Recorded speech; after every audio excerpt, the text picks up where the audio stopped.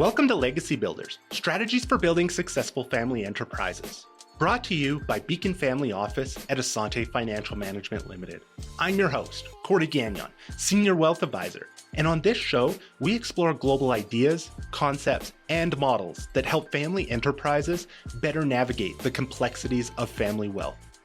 Today, we welcome Dr. Sharilyn Hale, President of Watermark Philanthropic Counsel. With over 25 years in philanthropy, she has established herself as a trusted advisor, helping clients channel wealth and influence for good with confidence and clarity. She's renowned for blending corporate and family governance as an advisor with 2164, faculty member with the Ultra High Net Worth Institute, and instructor at Carleton University. As a chartered director, her doctoral research produced a governance model that optimizes family giving, earning her a recognition with 2025 Family Wealth Report Award for advancing philanthropy with ultra-high net worth families. Her commitment to excellence in philanthropic governance continues to transform how families create meaningful and sustainable impact across generations. My goal is to be the most curious person in today's conversation with Sharilyn Hale, where we explore her innovative work at the intersection of family governance, philanthropy, and multi-generational wealth stewardship. We'll dive into how intentional giving structures can transform both individuals and family enterprises, challenging conventional wisdom about philanthropic engagement. We will share insights that promise to reshape our understanding of purpose, legacy, and values-based decision-making in high net worth families, offering fresh perspectives on building resilient family philanthropy systems that go beyond traditional charitable strategies. Now, let's dive in.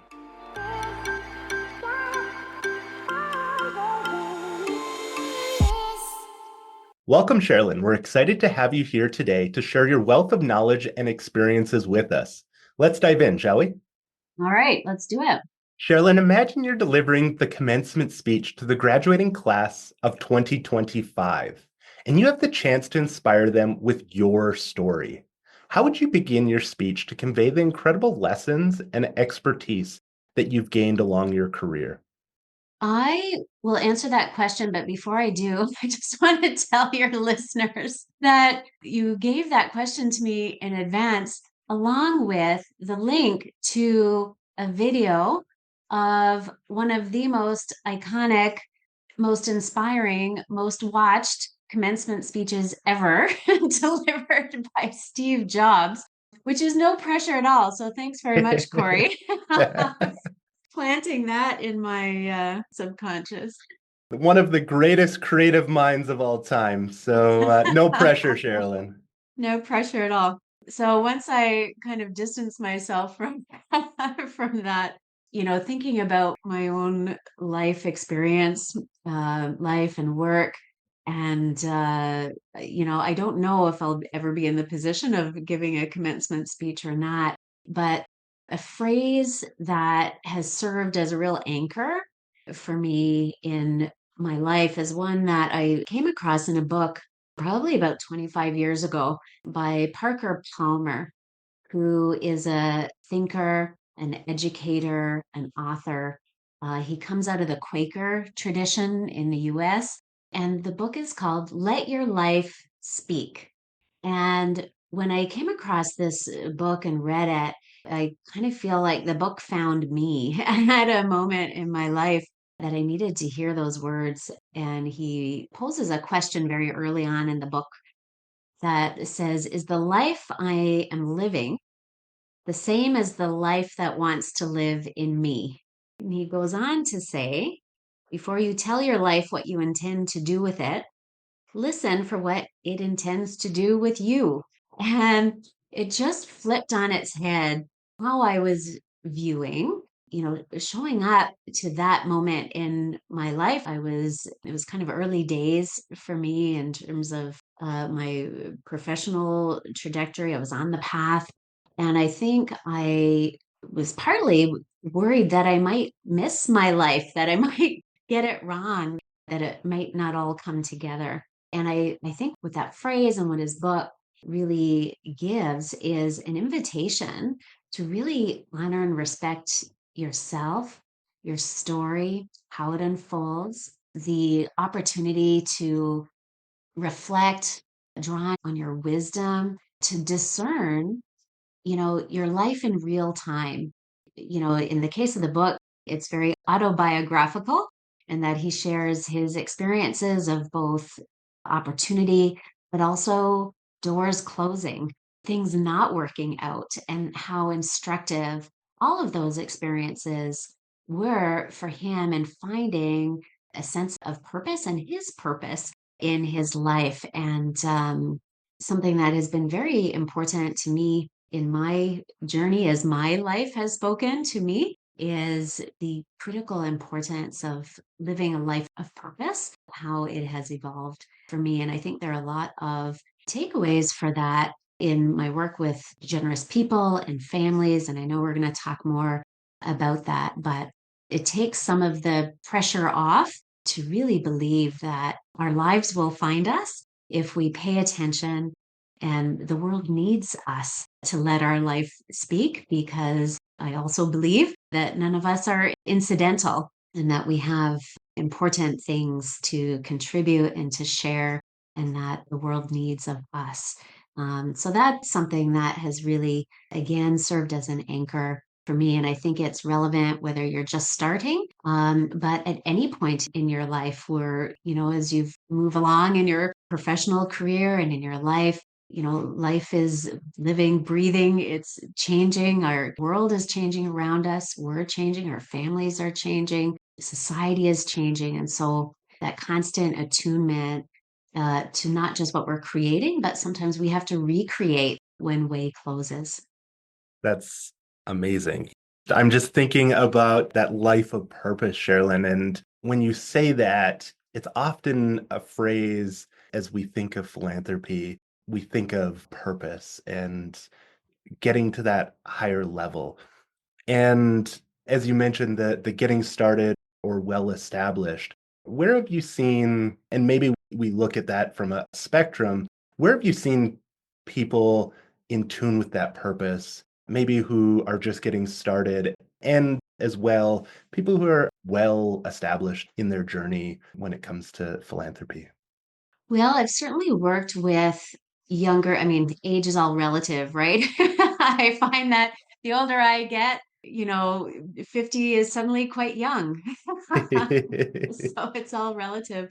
But I have worked with some very purposeful young people in philanthropy who, from an early age, just had a sensitivity and awareness of wanting to be helpers, of wanting to be active, whether it's a particular issue or just that sense of responsibility, duty, some compulsion to act, to engage, to help, to volunteer. And that's really beautiful to see. And certainly in many conversations that I have with parents, often, particularly affluent parents who are thinking about the experiences that their children will be having of wealth, Right. and both the opportunities and challenges that may come along with that.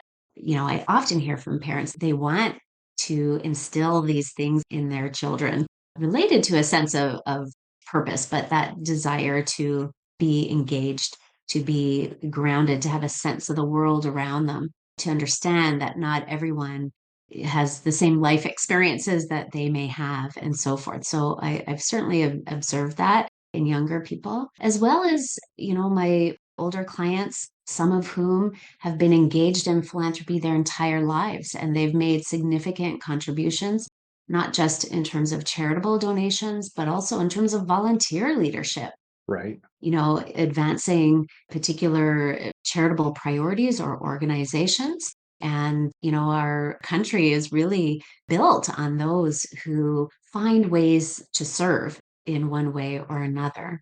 I've also worked with people who have kind of gotten to a stage in their life where they realize they've spent most of their lives wealth creating Yep. and focused on work, building businesses, and so forth. And that, they come to a point, maybe they've sold the business and they're looking around and they're like, okay, wow, now what? And feeling a great responsibility for the good fortune that they've had in that experience. And then turning around and say, oh, wow, like I can do something really incredible here. And that's a lot of fun for me as an advisor. But more importantly, it can also be a very meaningful new chapter in someone's life where they can engage in the world in a way that they've just not had the opportunity to do before, given time constraints and pressures and so forth. I think your question reflects a whole gamut of experience in terms of the role that philanthropy can play in someone's life as they think about purpose, as they think about meaning, as they think about how to express their values. And I think that's what makes philanthropy such an important topic for discussion among clients who hold wealth and affluent families, because there are so many conversations that you can have that not just help get funding into communities, for example, but that can really be really transformational for an individual and for a family. Amazing. I really believe that philanthropy is rooted in values at any level. And so when you're talking about a family who really wants to instill that in their children, that's the driver for the conversation and for some of the actions. How does that differ from there was a catalyst maybe later in life where, some reflection led them, you spoke of the business sale and having that liquidity event that was now it's time to get engaged. So, how do you see behaviors differ in families where they've been doing this for generations and it's really rooted in let's do this with our kids and we've been doing this since we were kids versus I've created this wealth and now it's time to establish this? Yeah, that's a very robust question in that families are all so different. They are.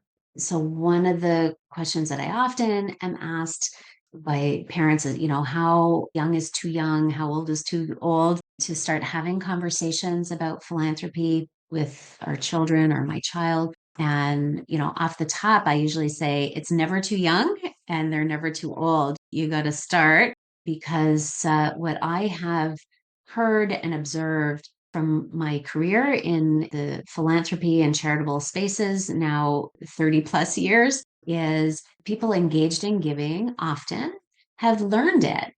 They've had it modeled to them by parents, grandparents, other special people in their lives through their religious traditions, if they have, and so forth. And so to be silent on it with your children, you're kind of leaving it to chance, right?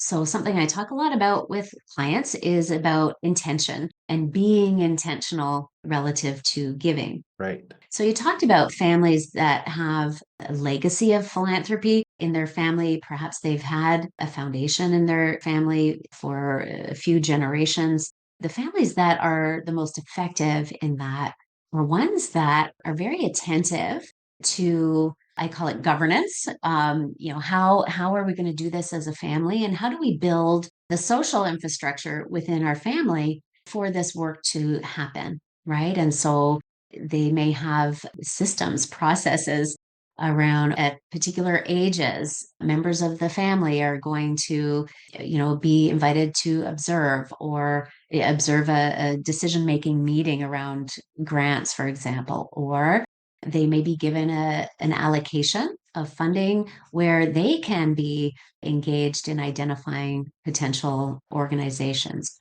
Or family foundation that I know, it's quite a professionalized foundation right now, but a large family. And, one of the things that they've built in terms of process is that younger members of the family have to volunteer in the foundation office for a particular amount of time before they can participate on the board or on board committees, for example. So there's no one right way, but these are all different ways and strategies that families who have been doing it over time have put into place for that continuity.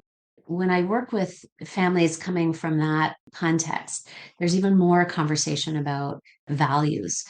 values in terms of the context of the family. And it's also something that I need to better understand as I'm working with the families.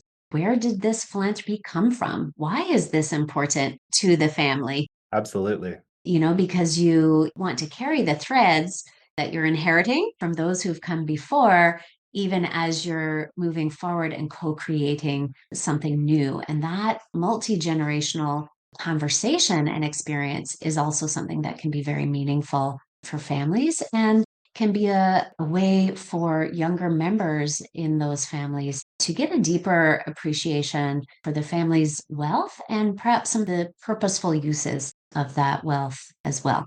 So that's on one end of the spectrum, 3, 4 generations, for example, in Canada.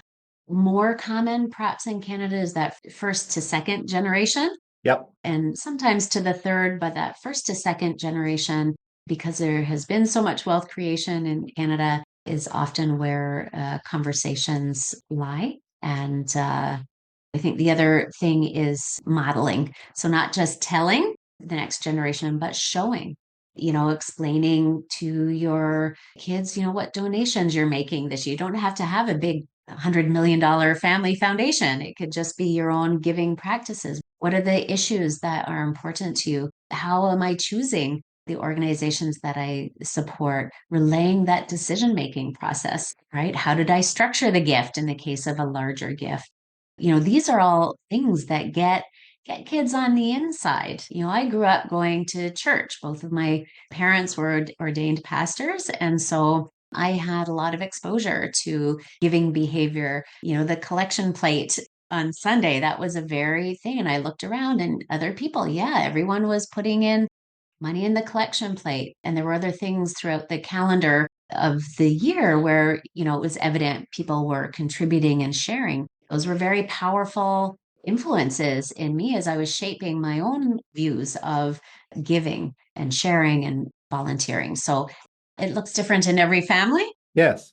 Not everyone grows up in a religious context or a faith community, but their families may be very civically engaged. And whatever it is in your context, to really be able to highlight and be intentional, point it out so that the younger members of our families are really observing that this is how we show up as a family. These are our values. Our society works because people raise their hand and share. And this is how we care for others that we may not know them well, but we're sharing this community together. Those messages are so profound. And I know that because conversations that I have with philanthropists, they relay those conversations that they had when they were little. They relay those memories that can often be very visceral to them and serve as inspiration for their engagement today.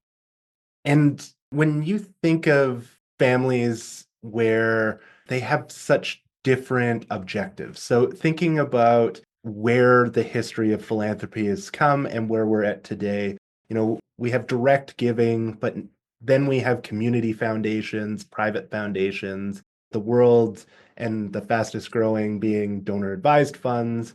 And they're all created so differently. And some people have this endowment idea, and some people really want to have their money into the community as fast as possible. So when you're working with families, and I see it from a financial perspective, some of these large private foundations, they grant a lot of money.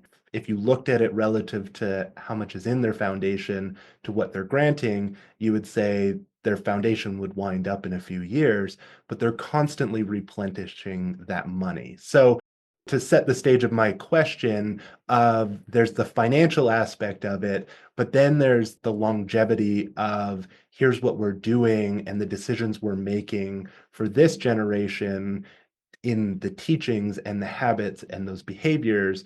And we've set up certain structures to allow that to happen, but it's not always tied to the financial aspect. If that younger family member came in and said, why are we granting so much? I can't see my future here because there's not going to be much left for me to dictate or to direct when it comes to my turn to really make that difference in the grants that I'm making. So how have you seen from just that strategic aspect of here's what we're doing today versus here's what our vision is for the family in the future?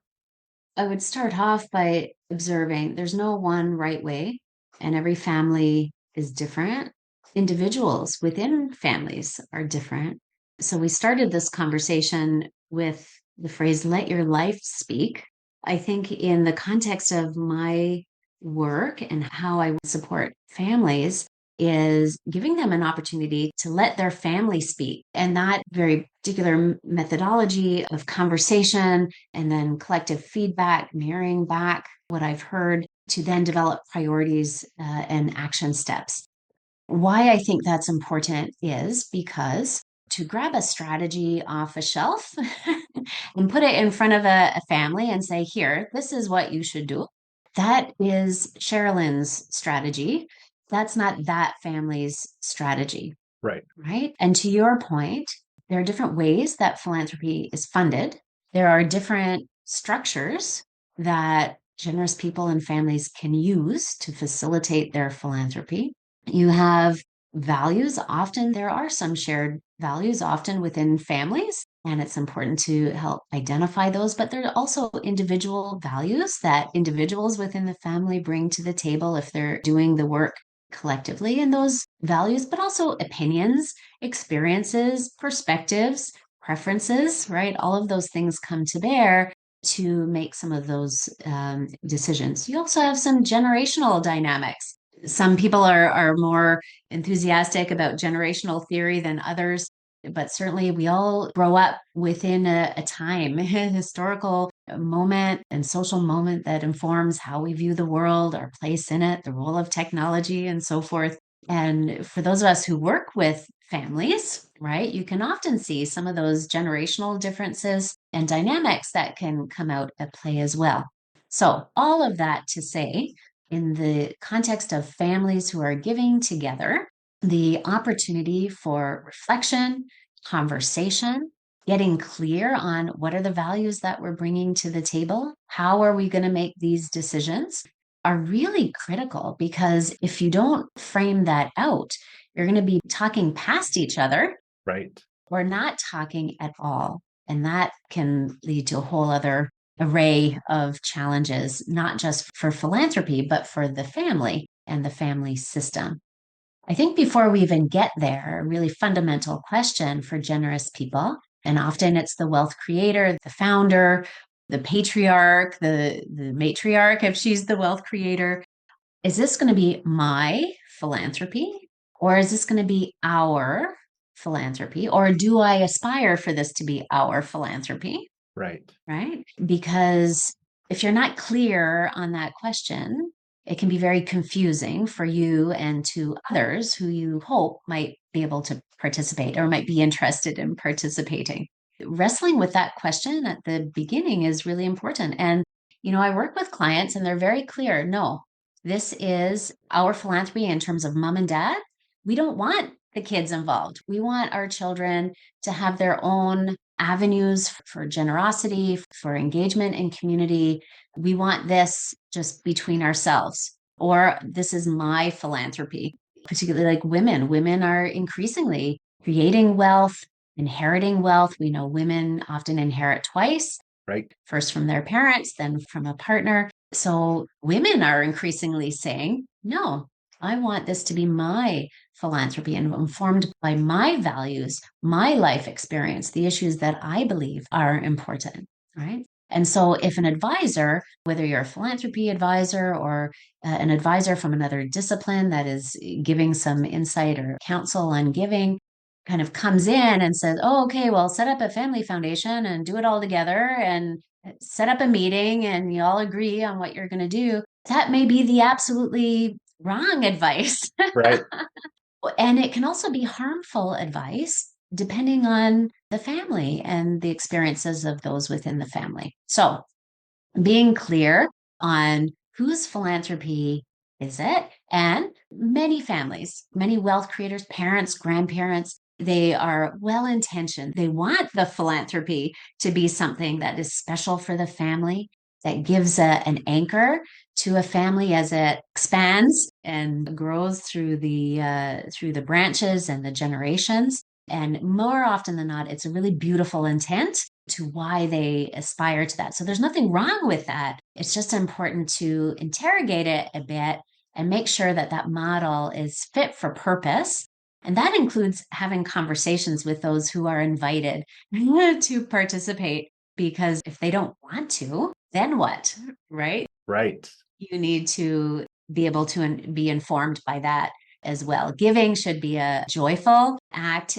And for many families, they find it a point of engagement with each other, common ground, something that connects them. Often for families who have sold a business, the philanthropy is actually what connects them together after the sale of a business. Absolutely. A family has been deeply engaged. So all of that to say, philanthropy is not just one thing. It's not just one way. And same for families. And for me, an advisor, that really means deep discovery in my work with clients, not to enter into the engagement presuming that I know, I'm the clever person. And so here's how you do it.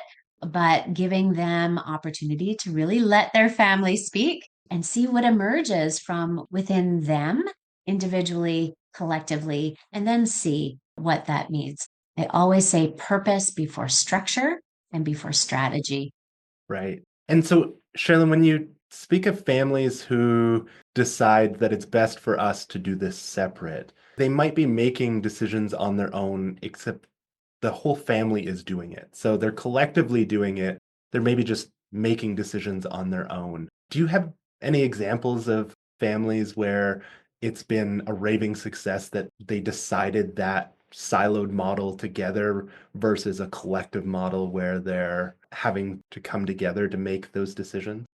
Maybe more the result of it because they went that route versus being forced into a structure where they were making decisions together and it was all done as one. Well, the worst case scenario is that philanthropy becomes a source of conflict and pain within a family. The ideal scenario is an opportunity for family to come together, to learn about each other's interests, to engage in productive conversation, and to make meaningful decisions together. So those are kind of the two ends of very long continuum or spectrum. And, a lot of the work that I do with families is around governance. And when I say governance, I'm not talking specifically about corporate governance, although it includes corporate governance, but governance more broadly, answering the question, how are we going to do this? How are we going to make decisions together and be accountable to each other and to others where it's appropriate to be accountable, right? And so governance is really the work that determines where you're going to land on that continuum. Yeah. And in that governance work, you made mention of people who maybe don't want to be in the structure and how that can cause disagreements. So, how have you seen where people have created that lovely ability to not be involved in the philanthropy, where it doesn't create guilt and shame that I don't want to be a part of it? They're the bad son. Yeah, exactly. Like you must be Yeah. selfish because you're not involved in the family philanthropy. Yeah. So participation should be voluntary, absolutely, and not begrudgingly voluntary. Right. So, yeah, you can say no, but to your point, we're going to shame you and make you feel like the outsider.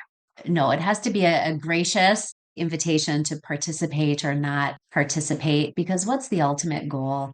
The ultimate goal is generosity, sharing, right? And so that same generosity applied in philanthropy needs to be extended to our family members and to each other, and recognize that people have choices. And, I often talk about on ramps and exits, Right. right? So giving should also not be a life sentence. There are times in life where people are genuinely busy Yes. or they have other priorities and things that are important to them. And so, a healthy system has ways for them to engage, but then step back when it's not possible. Right. or desirable for them to engage. And that on that exit, it doesn't mean they're gone forever. And that's it. That was your one chance. You're 23 and you said no, and that, strikes you off the list forever, right? That there's mechanism to come back. A lovely example that I have seen in a family that talks about some of this, and I did some work with them helping to create those on-ramps and exits. It was just a simple newsletter, a family newsletter. It's an email that they do twice a year that is shared with everyone in the family, whether they're involved or not. Beautiful. And it gives some examples of these are the gifts that have been made in the name of the family. Here's either a press release in some cases, or here's, a summary of the program. This is why we did that. That's a very intentional act to share the information that then could spark new interest or renewed interest, or at least allow members of the family to be connected to this good work that is happening, in this case, in the family's name. Right. So that's done a lot to kind of share it outside just the people who are actively engaged, because that's the other thing that can happen is it's just those on the board, for example, they know everything and everyone else knows nothing, and it becomes a black box. And that can create some challenging dynamics as well within families.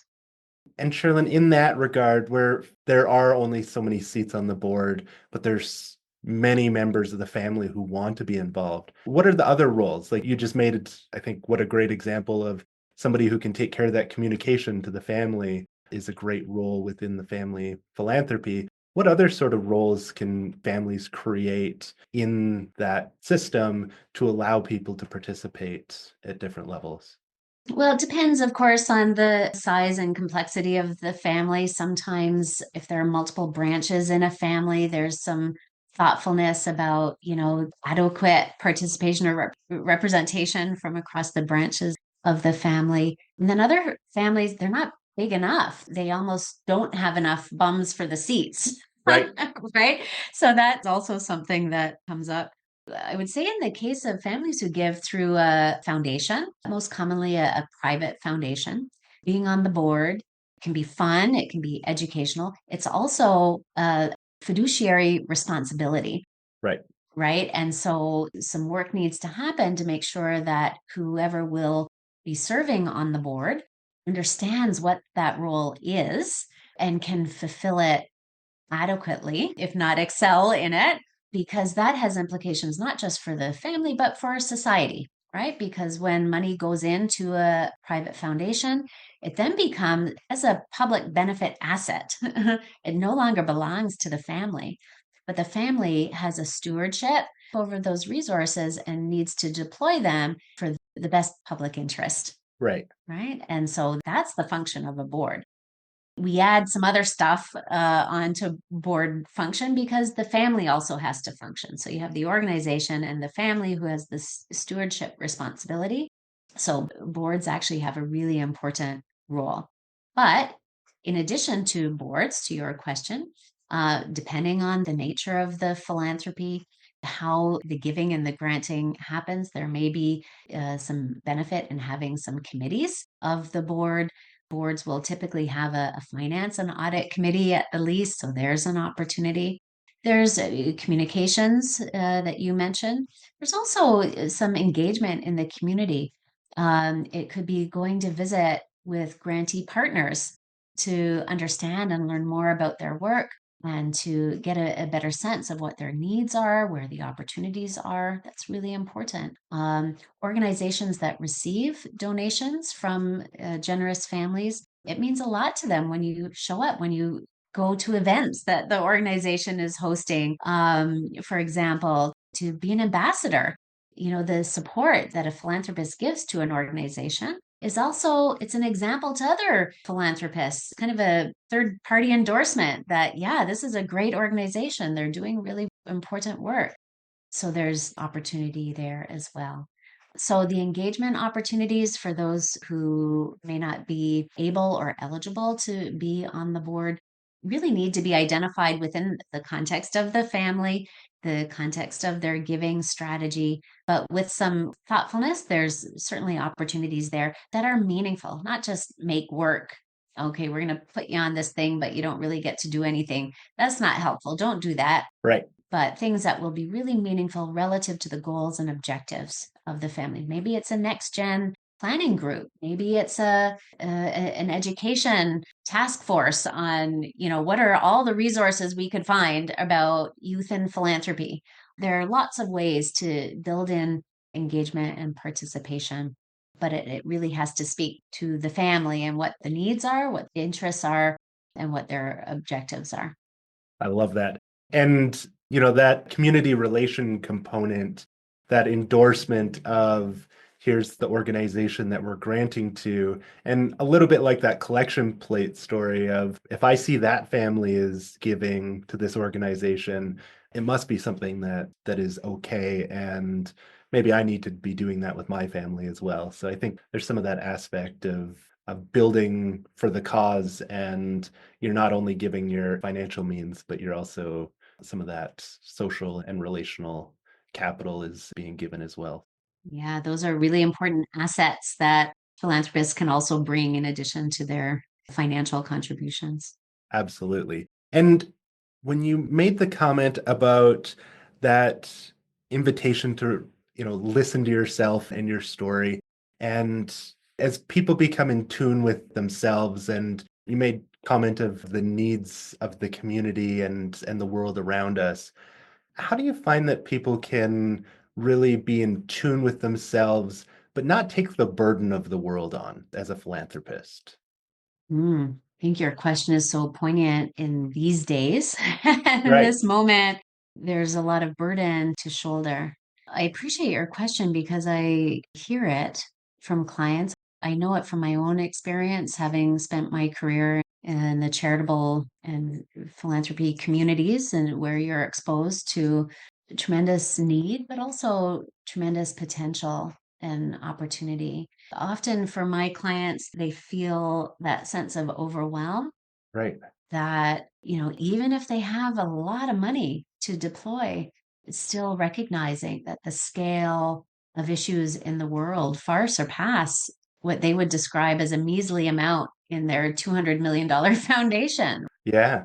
So I think, how do you not feel overwhelmed? You develop a plan. I have found that clients who develop some focus, some areas of priority to go deep as opposed to broad, that you can really kind of latch on to some progress or at least, some wins, right? And sometimes those wins may take time. Right. We know in community and society, change does often take time. It doesn't happen overnight and it doesn't happen in isolation. So I think another strategy is to develop a good peer network. Who are other people involved in philanthropy, either giving generally or in this particular issue, so that you have a community of people that you're strategizing with, collaborating with. Maybe you're doing a joint funding initiative, whatever the case may be. I think that helps you feel less isolated, less alone in the issues. Love that. And I think also really engaging with your charitable partners.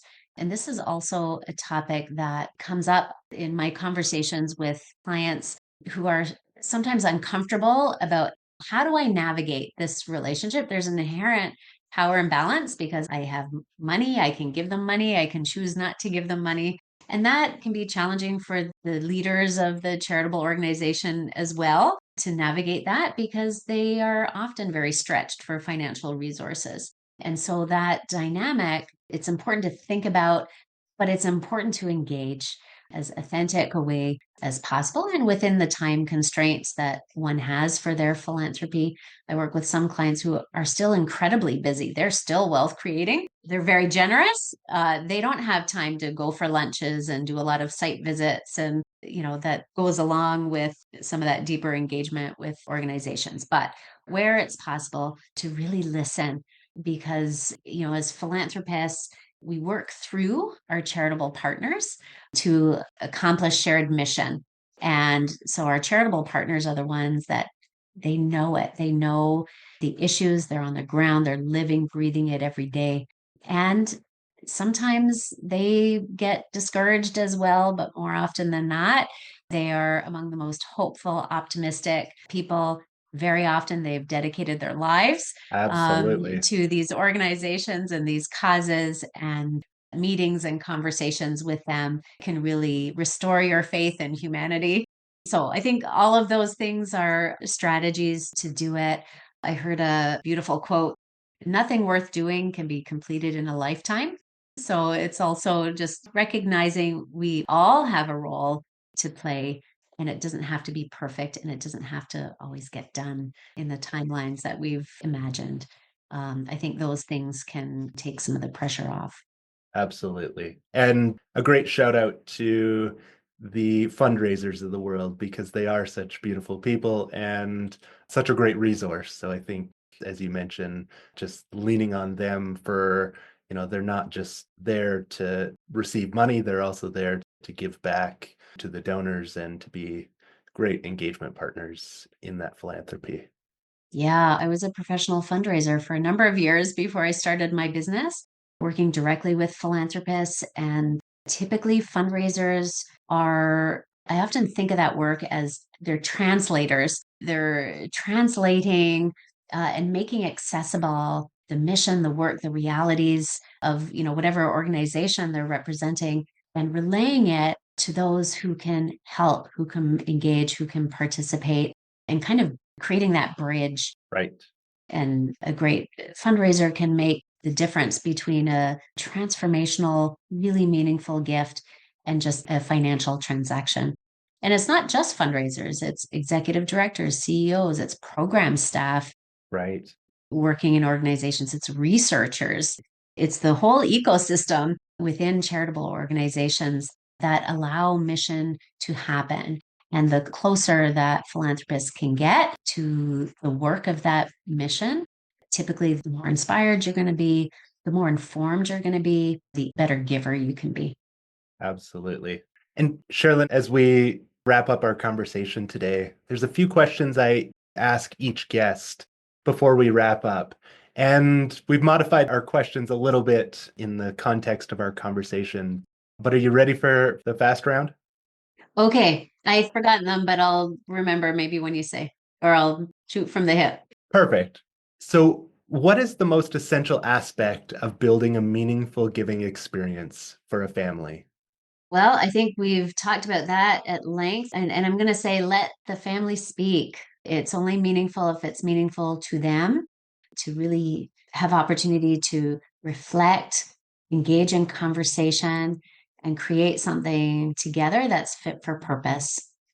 Awesome. And I think that speaks to the work you do is also have somebody there to listen. If the family speaks, somebody needs to be listening as well. Yeah, that's a really good point because it can be difficult for families to have these conversations on their own. Often they don't know where to start, or there can be dynamics, and it doesn't have to be toxic or anything, but there can just be dynamics about who always speaks, who never speaks, Right. right? So to have someone that is objective, whose only purpose is to help them collectively, is quite powerful. And what is the most common challenge that you see in family philanthropy when it comes to change and continuity? A common challenge that I tend to see is with wealth creators who enter into philanthropy with high expectations of what they want the philanthropy to make possible for their family, such as cohesion, leadership development, values, extending family values, all of these things. Those are really aspirational objectives for philanthropy, but then are not either able or willing Right. to invest the time in the process to allow those things to happen, right? Most often evident by not wanting to relinquish control, right? We talked a few moments ago about, is this my philanthropy or is this our philanthropy? It's saying it's our philanthropy, but it's only me that makes decisions, or it's only my interests that will play out at the table. And you can be at the table. I want to see you at the table, but you won't have a meaningful role or a voice or any decision-making power. And of course, they don't say that out loud. They don't say it out loud, but I would say that that's why I start with the question, is it my philanthropy or is it our philanthropy? Because if you bring people to the table and it's not a genuine invitation for engagement, it hurts. It's hurtful, it's uncomfortable. It could be just like what dad does every other sphere of my life, right? Like you can see how it has the potential to reinforce perhaps negative experiences within the family and so forth. And that affects continuity because often part of those aspirations is I want it to last for generations after I'm gone. Absolutely. Right? Yes. So if that's really what you want, let's deconstruct what you're doing. Let's look at what are the things that are required to get that outcome. And then let's see if that's still the aspiration, or do we need to modify your goals and objectives Absolutely. in the short term so that we get to the long term? That is also a very useful engagement of an external consultant to help families navigate those dynamics as well. And so, on that, when we think of the leaders and the top three qualities that you would say great philanthropists and really the leaders of the family philanthropy, what would be those qualities that they possess? The top three. I often talk about emotion. In Buddhism, I think they identify 7 emotions that drive our behavior: anger, fear, joy, sadness, love, hate, and desire. I think in philanthropy, the most compelling philanthropists and generous people that I've worked with, they connect on their emotions that drives their generosity. They're angry about something, right? An issue, or they're afraid about something that might happen, or they have a deep sense of love or compassion for a particular group of people, for example. Those philanthropists that really connect with those emotions, it's such a wellspring for action, for commitment, for drive. Right. People who aren't that driven by anything, that's the apathy. It's really hard to be a compelling philanthropist, if you have that, Right. because nothing's going to motivate you and nothing's going to be your North Star. So, emotion, I think, is the first one. Curiosity about people, about communities, about systems, right? Because everything is interconnected. How does change over here impact issues over here?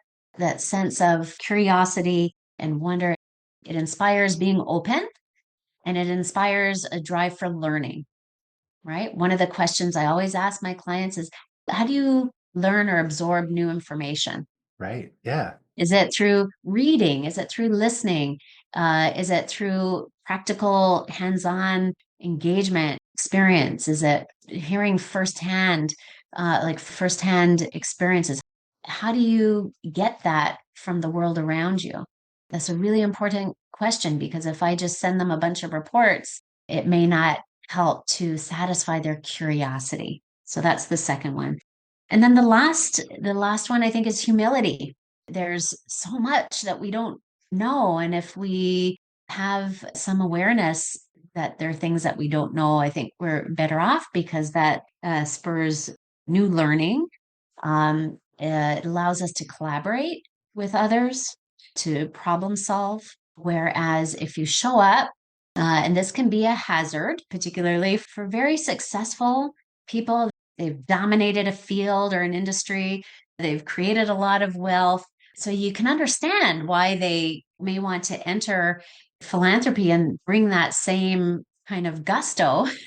And the gusto is great with a little bit of humility that will allow them to learn from the very people you and I were talking about, those within not just the charitable organizations, but the people and issues that they're in service to, Right. right? Yes. People who are experiencing poverty and homelessness, the people who may not have the opportunity that we might have, right? So that sense of humility entering the space really fantastic documentary on Netflix about the James Webb Space Telescope that was launched, I think it was just after COVID, and resulted in some really beautiful imagery that is transforming space study and science.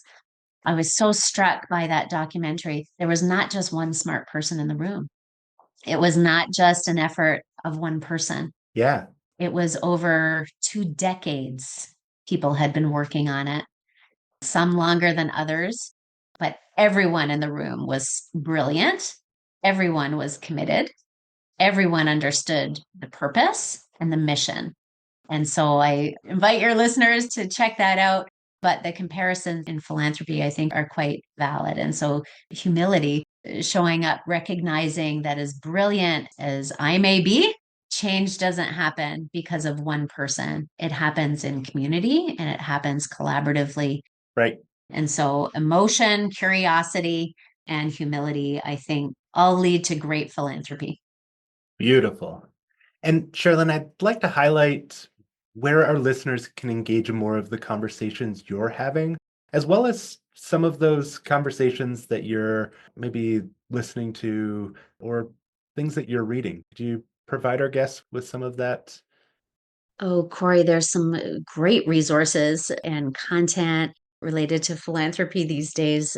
But there's a particular book I would like to recommend to your listeners because I think many of them might be interested. And it's called The Family Philanthropy Navigator. It's available on Amazon. You can get it quite quickly. It's an inspiring and very practical guide to help generous people and their families kind of figure out how to approach their philanthropy in a more intentional manner, getting clear on issues of purpose and on practice. And it also talks about some of the governance and resourcing considerations that families need in order to be the most effective. So, I highly recommend it. Family Philanthropy Navigator.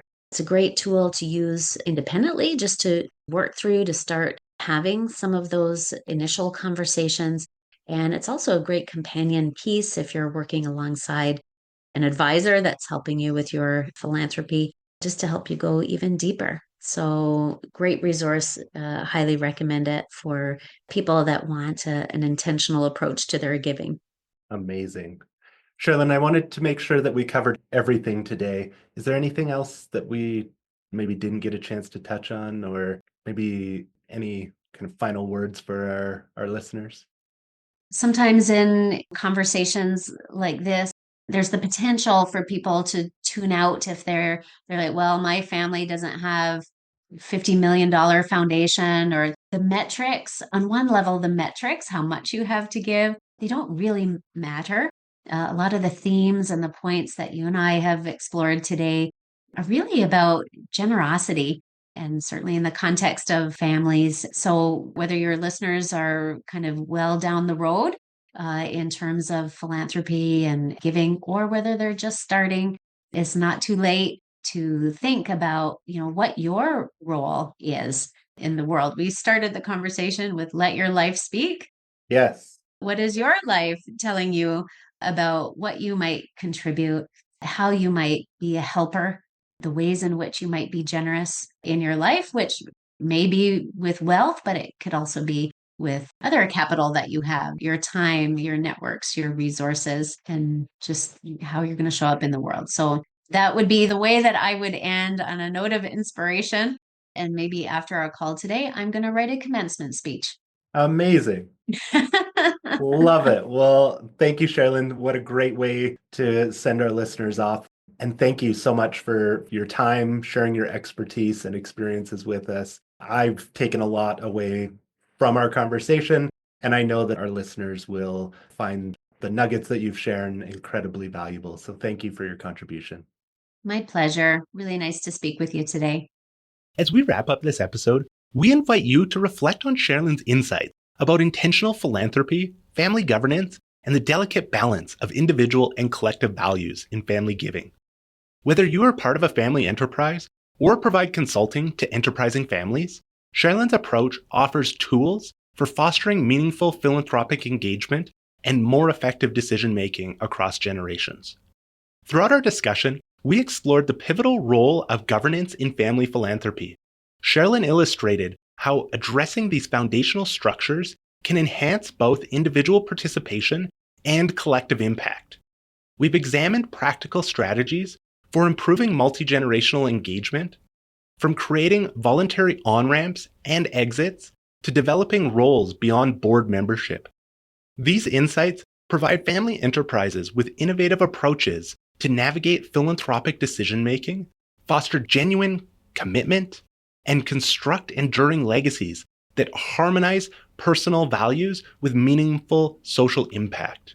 For families looking to strengthen their philanthropic journey and navigate the complexities of multi-generational giving, Dr. Sharilyn Hale offers expert guidance and support.